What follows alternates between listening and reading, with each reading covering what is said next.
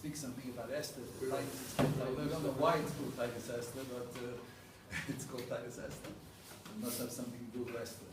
Because the truth of the matter is there's an argument what this saying has to do with. Because we do find in the Megillah affair, in the Megillah Esther, we find that they fasted. Esther asked that everybody to fast 3 days.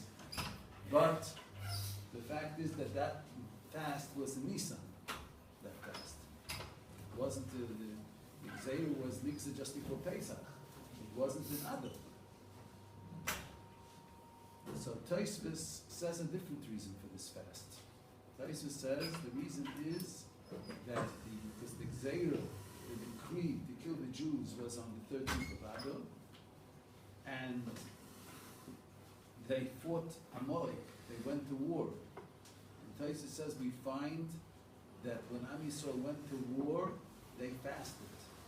So definitely on that day, when they on the 13th day that they were nikalu va'omad al nafsham, they got together and they defended themselves against the Amalekim that wanted to kill them. Certainly they were fasting. As in memory of that war, on that day that Am Yisrael fasted, this is why we fast, in the opinion of Tosfos. Not because of the fast for Esther, but we still call it Titus Esther, so it must have both reasons. There must be a connection with both things. So let's speak a little bit about, by the way, you see from here the emunah and bitochen, the faith of Am Yisrael. You'd say, what would you say to people today? When you go to war, you fast. What do you mean? When you go to war, that's the time you don't fast. You have to have power. You fast, you won't have energy. The teretz is that Am Yisrael doesn't believe that the Gevura, the Gibor, is the one that with koach. That the nitzachon, the victory of war, is the emunah in Hashem. And the fasting is an act of tshuva. And if they'll do tshuva, Hashem will make them win. And if they'll eat and have power without the help of Hashem, they won't win. And they won't have energy, but with the help of Hashem, they'll win without the energy. So the tshuva to Hashem, which is through the fast, is more important than the energy gotten by the food. And that will make them win. This we see here the natural expression of the emunah of Am Hashem, of the nation of Hashem, of faith. We don't believe in our koach, lo li giborim koach. It's not the gibor that's menatzech b'milchama. We have it in the siddur. Let's remind myself. We say it on Shabbos. We say exactly this idea. Where do we say it? Maybe some people will tell me where we say it. Somebody will tell me. You'll probably tell me where it is. Where is it in the siddur? On Shabbos. The psukim that we had.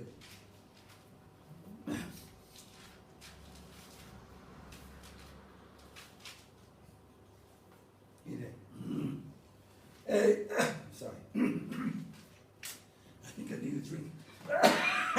No, it's a joke. Sure? Absolutely. Maybe it's sure. You look like you can't breathe. Ein HaMelech Noisha B'Rob Choy.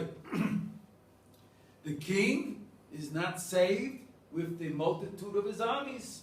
Gibor, the strong one, Lo Yinotzel, he won't be saved. B'Rob Koyach. Sheker Hasus L'Tshua. In order to have a Tshua be saving, force is the horse, the power of the horsepower. Sheker Hasus, the horsepower is Sheker, it's false, with Tshua. And with the majority of the army, a lot of army, Lo Yimalit, Roivchei Lo Yimalit. So how is one saved? Hine Ein Hashem, the eye of HaKadosh Baruch Hu, is El Yirei Of, to those that fear him. That they put their faith in his kindness, those who will be saved from death, and who will give them life in Rov. So this is exactly the expression of these psukim. This is in Ranu Tzadikim that we had on Shabbos. Nusach Ashkenaz just before Mizmor Yom HaShabbos. The last few psukim before Mizmor Yom HaShabbos. So we express exactly this idea. And so that's the idea that they went to battle fasting, because the fasting is an act of tshuva. Why is fasting an act of tshuva? What is the reason that fasting is an act of tshuva? Because simply, the part of tshuva is to distance yourself from what causes the chet. What brings a person to sin and far away from Hashem? Following all the various dictates of his body. The Yetzer Hara is in the physical guf. And when a person separates with an act of tzoyim, when he separates himself from the body, this puts him in contact with his neshama. And the neshama, Kichelek Hashem Amai, the neshama of a person is part of Hashem. So that's an act, the distancing himself from the dictates of the guf, the physical body, puts him, that's an act of tshuva itself, because tshuva means to return to Hashem. And when a person returns to his neshama, that's his neshama that's returning to Hashem. So the fasting is then helping a person to concentrate on who his true identity is. Am I my body? When a person follows his body, he forgets who he is. He thinks that his whole existence is his body. But we know that the I of the person, the body, is only considered as a lavush. It's only a clothing. The true I, that's why a person continues after death. Death is only to the physical body, but the neshama continues. That's the side, one of the foundations of a whole Torah and the mitzvahs and everything. The person is the same after death. His sense of pain and pleasure continue after death as well. The question is what he has pain and pleasure. But he continues the same person, the same I that feels pleasure and pain, that same I exists after death. And if that person didn't develop in his lifetime a vessel for spiritual things, that he's in a very bad shape after Me'evesel and after 120. We won't go into it. Now, Esther v'nat Torah. Now let's go on to Esther. There's a strange Gemara. The Gemara says like this: Esther min ha-Torah minayin. Where do we know about Esther from the Torah? Where is hinted Esther in the Torah? And the Gemara brings a pasuk, the end of Chumash Devarim, Anochi haster astir esponai ayomah. Astir is like the word Esther. I will hide my face. I will conceal my face on that day. What does it mean, Esther not Torah Minai? Why is the Gemara asking such a strange question? Where is Esther hinted in the Torah? We have a whole Megillah speaking about Esther. And what did they find special? All right, they found a remez, a place of word, which really means something else. And it talks about Esther, and you can fit Esther into this word. So what's the connection? What's the idea? The point is like this. The Vilna Goyim brings a mashal, a niftadik mashal on the state of Am Yisrael at the time of this miracle of Purim. The special uniqueness of this miracle is that it was at a time, Am Yisrael had many miracles, and somehow we relate to this miracle as even being greater, for example, than the miracle of Hanukkah, even though Hanukkah was a revealed miracle. Why? Because the miracle of Hanukkah was in Eretz Yisrael. The miracle of Hanukkah was at the time that the temple was still built, Bini Beis HaMikdash. At that time, there were many miracles. But in this state, now they were in a state that they were in the deepness of darkness. They were in Golus. It's at the end of the 70 years, after there were already 70 years between the Goyim, 70 years without the Beis HaMikdash.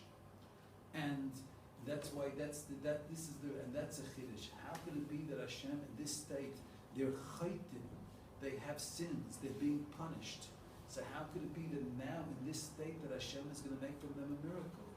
And there was in Am Yisrael the theory that said that now we no longer have to keep the Torah. There were those Jews that said, if Hashem, now when we were in Eretz Yisrael and we were the Am of Hashem, then the Torah obligated us. Now that we're in Golus, Hashem has left us, and they use the mashal. If a slave, his master sold him to another master, does the master have any claim on him? Eved shemochrei rabbi klum yesh rabbi olav. A slave that his master sold him, can he come and claim anything? The Rebbeinu Shalom sold us. He sold us to Nebuchadnezzar.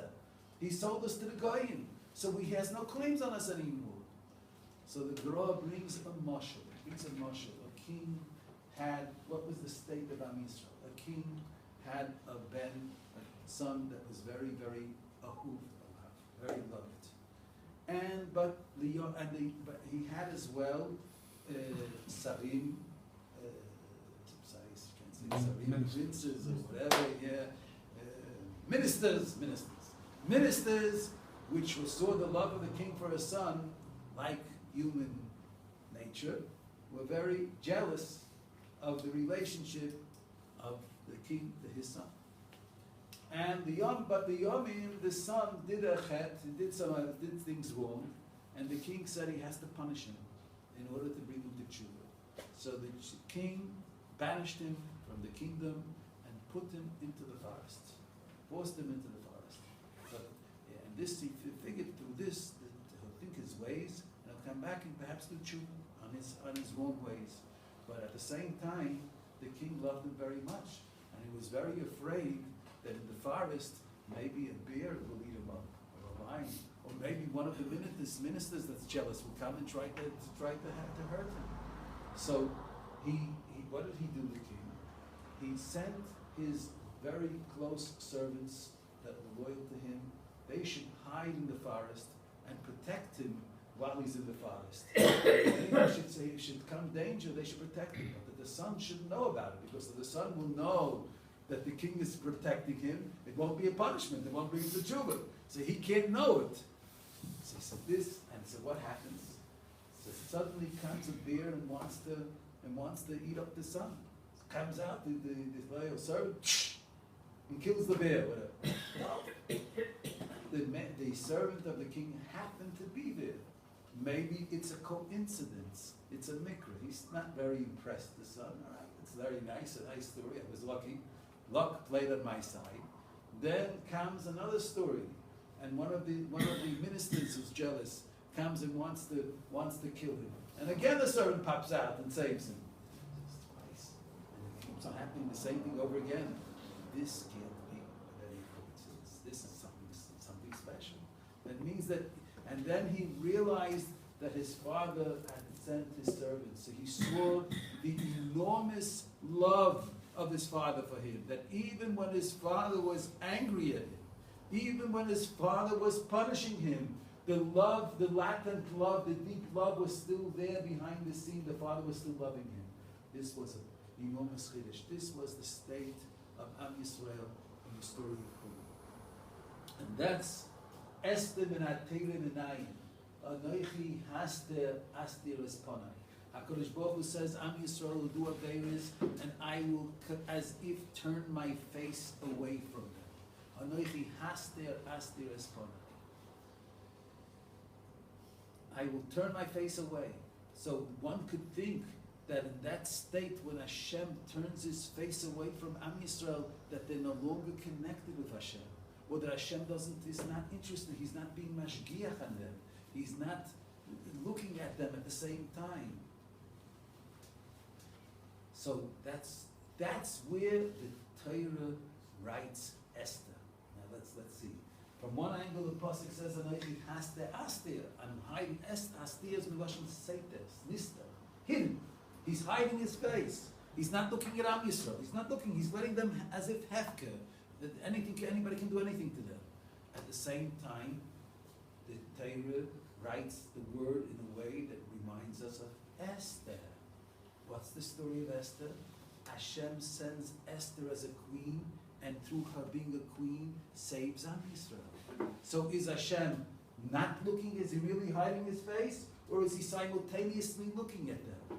That's what the Gemara says. Esther min ha'teilim enayim.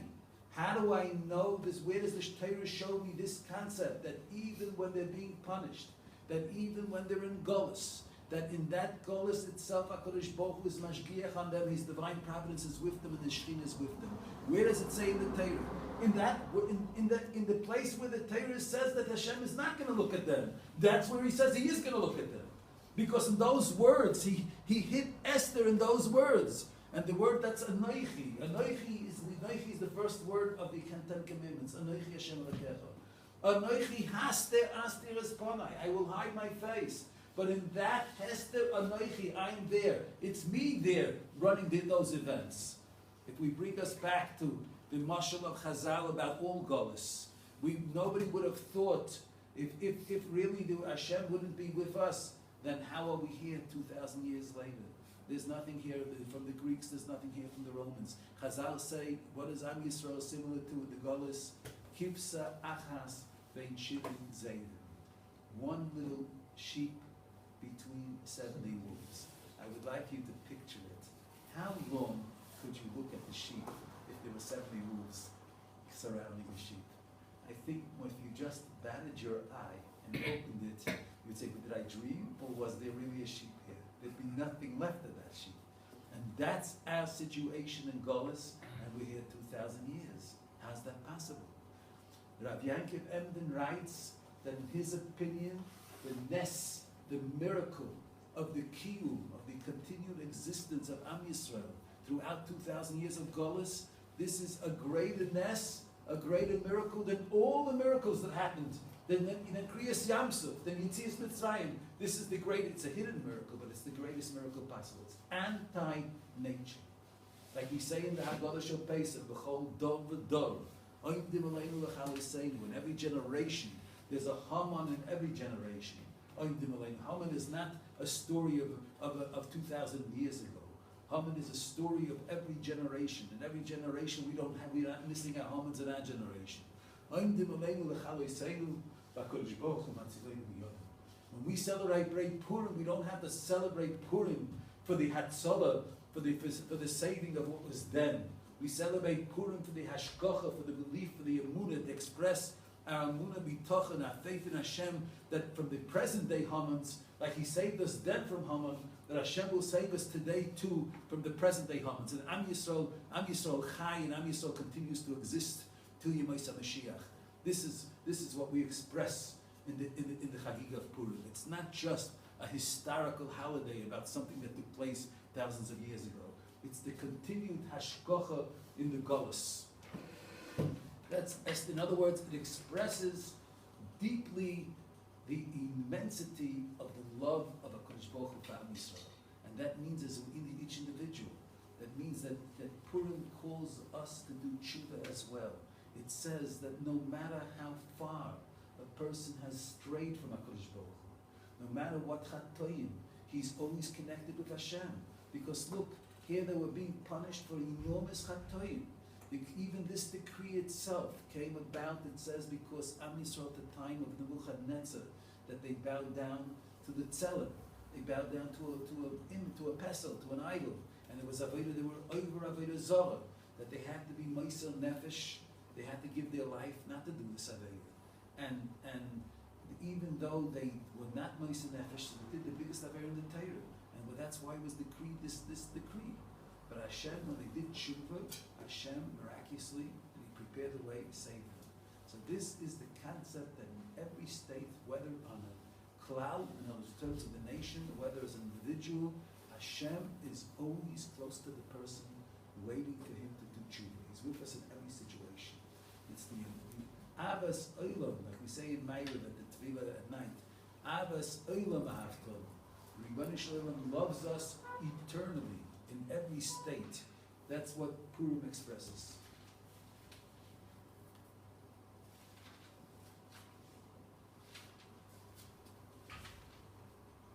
Now, about the Chet.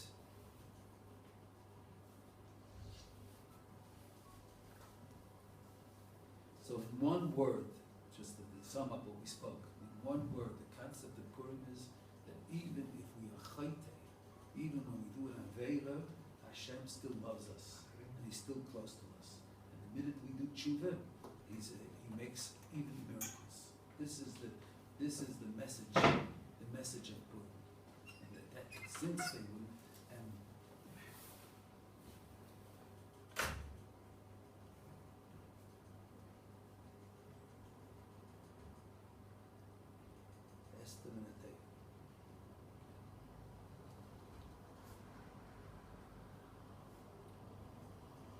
this pasuk, Anoichi Haster Astir Esponai, we have a double Hester.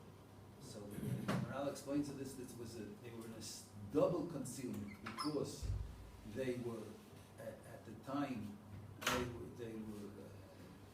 in the Golus from Achashverosh, and then Haman was an added Golus.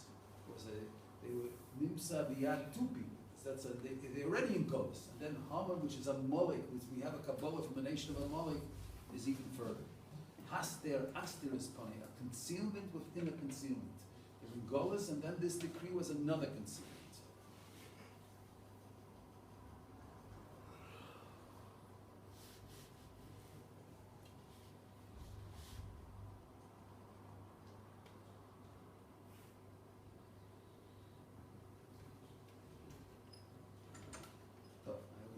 Story.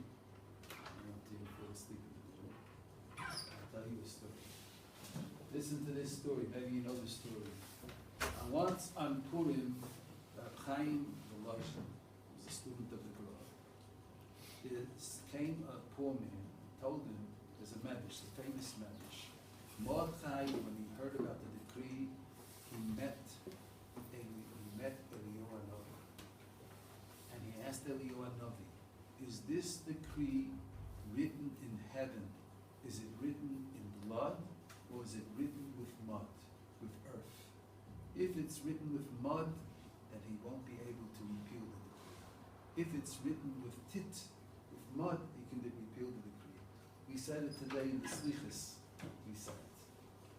In the Slichas, we have the Payit refers to this conversation. You know? Yeah.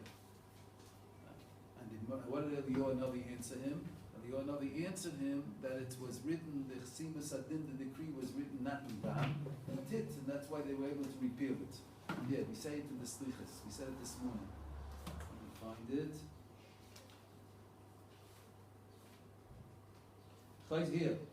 Here. Tishbi, Som, Eza, Sak, B'Mostov Tachboishes. Tishbi, who's Tishbi? Eliyahu Hanavi. He put a sack on. He ran to the Ovis, Yesheni Machpel, and my Ovis Machpelo, Ovis Shloishes. He ran to the Ovis, Gobi Mispalo. Nochatz Leroya, he went to the Roya. Who's the Roya? Moshe Rabbeinu. Malach al Nirdan, Kum Kroil Lekecha. Go call to Hashem for Am Yisrael. Chaysam Tit, Asher Naseh Lebilshon Siper.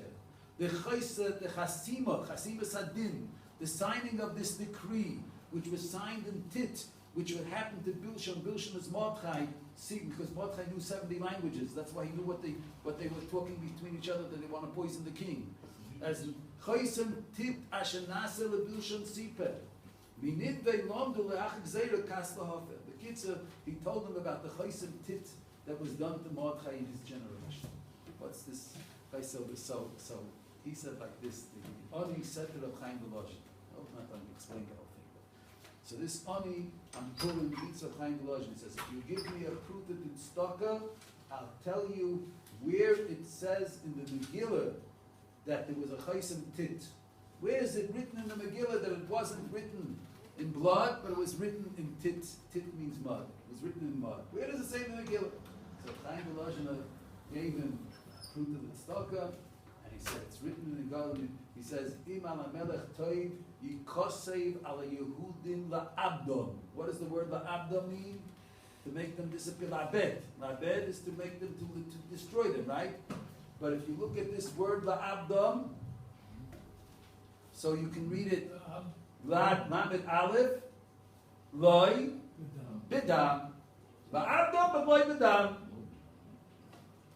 Reb Chaim Volozhin was very impressed. He went to his Rebbe, the guy Vilna, and he told him the story. So the guy Vilna said to him, the one that told it to Mordechai is the same one that told it to you. Eliyahu Hanavi. It's Eliyahu Hanavi who told him what's in the Megillah. What does it mean?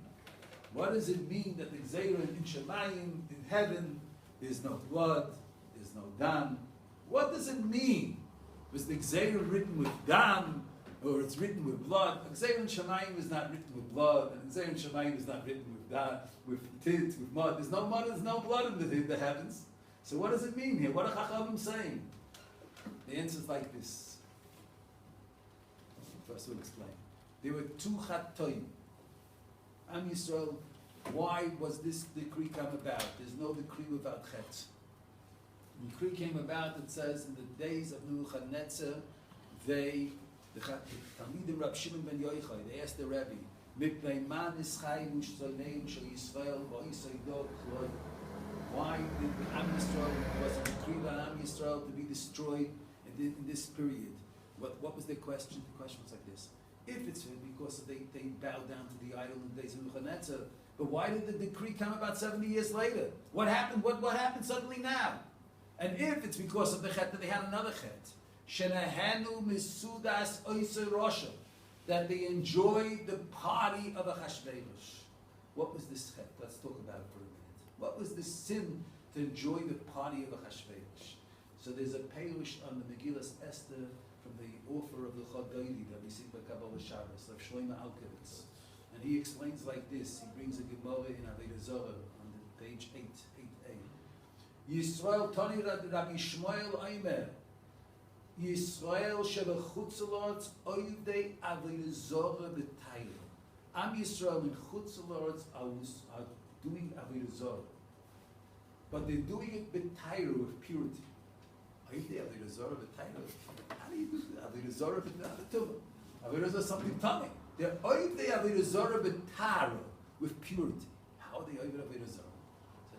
The non-Jew is making a party for his son. He's making a party for his son, and he invites all the Jews of the city to come to his party. And the Jews come, he allows the Jews to bring their own mashgiach and their own catering. Just come to the party. The Jews bring the Badatz catering, the most kosher catering, but they bring food from the kitchen. They have their separate tables, and they have their separate waiters, and it's a Jewish party. But what are they doing there? They're being part of the party of the guy for his son. So and the guy in his party has different ideas about his party. So they bring a pasuk at the end of Pashas Kisisa. Hisham Alecha, the Torah says, be careful and don't make a bris liyoshvei haaretz. You make a bris, you make a treaty with the people of the land. V'kor lecha, he'll call you, v'chalta mizivcha. It's the end of Pashas Kisisa. He'll call you and you eat from his food.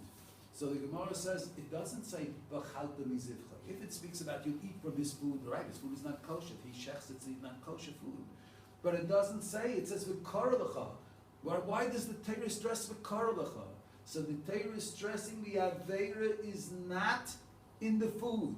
The Aveira is in accepting the invitation, in the partaking of this happiness together with the God. Why? Because this brings to friendship, and friendship brings to marrying his daughters, and marrying his daughters brings to Avodah Zarah. So this is an offense from the Torah. The Am Yisrael is not supposed to Artismach Yisrael Agil Ha'am. Am Yisrael is not supposed to be happy with the smachot, the happiness of non-Jews. They're supposed to be separate. And that was the chet. That's what the Gemara stresses. It doesn't say they ate macholas asuras, they ate non-kosher. It doesn't say because of what they ate. Nehanu, they were shutuf, they were partners in the happiness of Achashverosh. And what was the intention of Achashverosh in that Suda? The intention of Achashverosh in that Suda was because he said, now no Mashiach is not going to come. The 70 years are up. The Nabi said after 70 years they'll go out of Gola. So here, now they're mine forever. What are the Jews doing at such a simcha? This is a simcha that the Hashem is not going to be a melech, that there's not going to be a Mashiach. Jews at such a simcha, they're in the wrong place, the wrong address. That was the chet. Let's analyze. Why did they get punished? That's such a strong chet that it should be decreed on them to be destroyed, to bring a Hitler Yamach Shema. No, that's not. The decree was because of Avodah Zarah. But the Avodah Zarah, did they do it miratzayna? Did they do it because they wanted to do it? No. They did it out of fear. They did it ba'oinus. They were forced. He would have killed them like he threw Hanani, Mishael, Azariah. He threw them into a burning furnace. But this chet, so that's why Hashem didn't punish them immediately. They had a teretz that they did it because of fear. They didn't want to do Avodah Zarah. This was a limud schus. This was in favor of them to prevent the punishment of coming to them because they didn't do it from their free will. But then, did they have to go to the party of Achashverosh? They didn't have to go to the party. Achashverosh didn't force them to come to the party. This was from free choice. This was from their own pleasure they went to the party. See, you know what it's like? Let's picture. From the time that they bowed down to the idol, it's as if this decree was hanging on their head. But there was this little string holding the decree from falling on them, which was called oinus. They didn't do it from their own free will.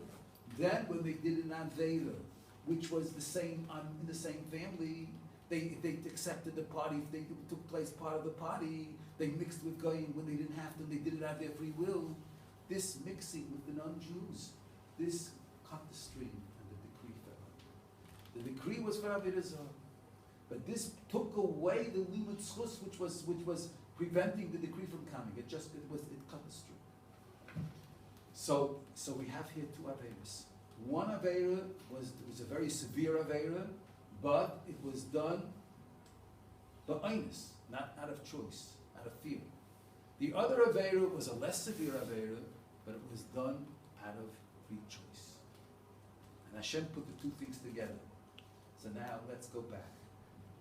Mordechai, what a person is made of two things. What is a person made out of? Tit and dam. A human being is composed of tit, a guf offer min hadoma, from mud, and a nefesh, ki adam hu a nefesh. When you do an Aveira and you don't enjoy the Aveira, with which part of you did you do the Aveira? You did it with tit, your guf. But if you enjoy the Aveira, which part of you is involved in the Aveira? Ki adam hu a nefesh. The rotzain of a person is from the dam. The life, the living life, is from the dam. So Mordechai asked Eliyahu, the decree was because of the Aveira of Nehenu Mesuras Rasha, and that was with Hanoah, then the Gzeira would be written in blood, with dam, because the Gzeira, the decree, is always corresponding exactly to the cause of the degree. The chet, the decree of Hashem, the chatima, the decree of Hashem is the chet. The sin causes the decree. So he said, if it's an Aveira, if they did an Aveira with the Rotzain, with Hanoah, then the decree is in dam. That makes the decree in dam. If they did the Aveira ba'oinus, then it's with tit. So he asked, which is they had two Aveiras. One Aveira was Shishtach Mulatzelem, that was from force. They had another Aveira, Shinahenu Mesuras Rasha, that was from Rotzain. Which is the main reason for the decree?